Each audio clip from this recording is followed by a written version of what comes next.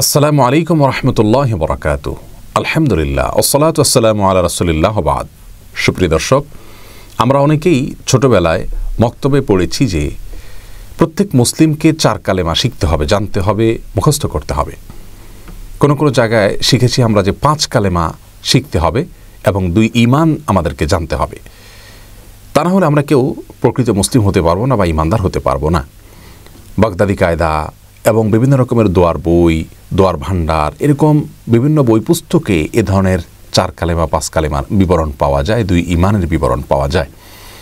কোরআন এবং হাদিসে আসলেই কি একজন মুসলিমকে এই 4 বা 5 কালেমা পাঠ করা, এই বাক্যগুলো উচ্চারণ করাকে আবশ্যক করা হয়েছে কিনা, এরকম বিষয় কিনা যে কোনো মুসলিম এই 5 কালেমা মুখে উচ্চারণ না করলে তিনি আর মুসলিম হতেই পারবেন না, আজ আমরা সে বিষয়ে জানার চেষ্টা করব ইনশাআল্লাহ তাআলা। তবে শুরুতে জেনে নেই যে সেই 4 অথবা 5 কালেমা বলতে কোন দোয়াগুলোকে বোঝানো হয়ে থাকে বা কোন বাক্যগুলোকে বোঝানো হয়ে থাকে এবং 2 ঈমান বলতে কাকে বোঝানো হয়ে থাকে।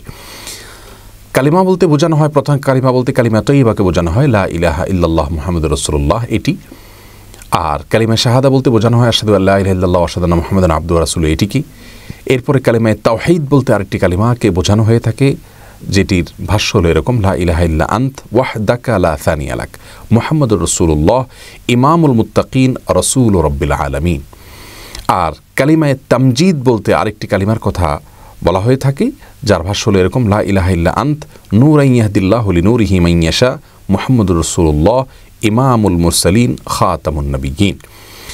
তেমনিভাবে আরেকটা কালিমা, কালিমায়ে রদ্দে কুফর বা কুফরকে প্রত্যাখ্যান মূলক কালিমা, কালিমায়ে রদ্দ কুফর হিসাবে যে বাক্যগুলোর কথা বলা হয়ে থাকে সেগুলো মূলত একটি দোয়া, আল্লাহুম্মা ইন্নী আউযু বিকা আন উশরিকা বিকা ওয়া আনা আ'লাম ওয়া আস্তাগফিরুকা লিমা লা আ'লাম, যেটি হাদিসে বর্ণিত হয়েছে। এই যে কালিমায়ে তয়্যিবা, কালিমায়ে শাহাদাত, কালিমায়ে তাওহীদ, কালিমায়ে তামজিদ, তারপরে কালিমায়ে রদ্দে কুফর, এই যে 5টা কালিমার কথা শুনলাম, সেই সাথে ইমানে মুজমাল, ইমানে মুফাসসাল। ইমানে মুজমাল মানে সংক্ষিপ্ত ইমান, ইমানে মুফাসসাল বলতে বিস্তারিত ইমান। বিস্তারিত ইমান বলতে আমানতু বিল্লাহি ওয়া মালাইকাতিহি ওয়া কুতুবিহি ওয়া রাসূলিহি, ইমানের যে রোকনগুলো আছে সেগুলোর কথা উল্লেখ করে এগুলো আমি আনলাম, অর্থাৎ বিস্তারিতভাবে সব রোকনগুলোর কথা উল্লেখ করে তার প্রতি আমরা যে ইমান এনেছি সে কথা স্বীকৃতি দেওয়া। এই হলো 4 বা 5 কালিমা এবং 2 ঈমান, ইমানে মুজমাল অর্থাৎ সংক্ষিপ্ত ঈমান, ইমানে মুফাসসাল অর্থাৎ বিস্তারিত ঈমানের রকমগুলোর কথা উল্লেখ করে তারপর তার প্রতি ঈমান আনলাম। এই কথার উল্লেখ রয়েছে যে বাক্যগুলোতে, সেগুলো ঈমানে মুফাসসাল বলে পরিচিত। এই বাক্যগুলো উচ্চারণ করা প্রত্যেক মুসলমানের জন্য অবশ্য কর্তব্য কিনা, এই বাক্যগুলো উচ্চারণ করা প্রত্যেক মুসলমানের জন্য অবশ্য কর্তব্য কিনা, এই প্রশ্নের উত্তরে আমরা সরাসরি যে বিষয়টি বলতে পারি তা হলো 5 কালিমাতে এবং 2 ঈমানের মধ্যে যে বাক্যগুলো রয়েছে সেগুলো আসলে অত্যন্ত চমৎকার এবং যথার্থ।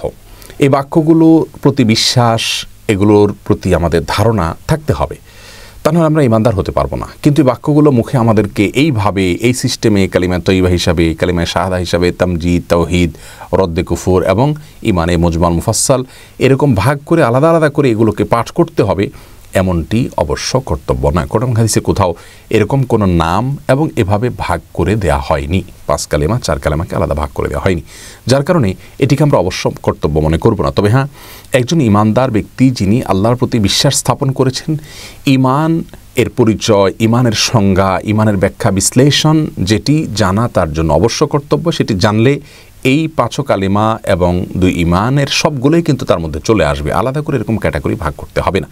অতএব আমরা ঈমান বলতে কি বোঝানো হয়, ঈমান এর ব্যাখ্যা কি, লা ইলাহা ইল্লাল্লাহ এই কালিমাতুত তাওহীদের দাবি কি, এবং কালিমাতুর রিসালা মুহাম্মদুর রাসূলুল্লাহ, রাসূল করিম সাল্লাল্লাহু আলাইহি ওয়াসাল্লামকে যেখানে রাসূল হিসেবে স্বীকৃতি দেওয়ার কথা রয়েছে সে বাক্যের দাবি কি, এগুলোর ব্যাখ্যা বিশ্লেষণ যখন আমরা জানবো, ঈমানের রোকন কয়টা সেগুলো যখন জানবো, ঈমান সম্পর্কিত ইলম আমাদের বেসিক এবং মৌলিক ইলম যদি অর্জন হয়ে যায়, তাহলে এই কালিমা, এই ঈমান সবগুলোই কিন্তু অটোমেটিকলি চলে আসবে। আলাদা করে যদি আমরা মনে করি যে এগুলো মুখে পাঠ করতে হবে, না হলে ঈমানদার হবে না কেউ, তাহলে সেটি ভুল হবে, কারণ এমনটি কোরআন হাদিসে কোথাও নেই। তাহলে সার কথা হলো, খোলাসা কথা হলো যে এই তথাকথিত 4 বা 5 কালিমা এবং 2 ঈমান বলতে যা বোঝানো হয় বা যে কথাগুলো বলা হয় সে কথাগুলো ভালো এবং সেগুলোর প্রতি বিশ্বাস অবশ্যই থাকতে হবে, কিন্তু এরকম আলাদা ভাগ করে পাঠ করে সেগুলো মুখে পাঠ করতে হবে বা মুখস্থ করতে হবে এমন নয়, বরং সেগুলোর প্রতি, সেগুলোর মর্মের প্রতি আমাদের বিশ্বাস থাকতে হবে, আস্থা থাকতে হবে, সেগুলোর প্রতি ঈমান থাকতে হবে। এ হলো মূল বিষয়। তাহলে ইনশাআল্লাহ আমরা ঈমানদার হতে পারবো। অতএব এই বাক্যগুলো মুখস্থ করার কসরত না করি আমরা ইমানের দাবি কি সেটাকে বোঝার চেষ্টা করব, ইমানের মৌলিক ইলম আমরা অর্জন করার চেষ্টা করব, তবেই আমরা পূর্ণাঙ্গ ইমানদার হতে পারবো ইনশাআল্লাহ তাআলা। আল্লাহ তাআলা আমাদের সকলকে সে তৌফিক দান করুন। আসসালামু আলাইকুম ওয়া রাহমাতুল্লাহি ওয়া বারাকাতুহু।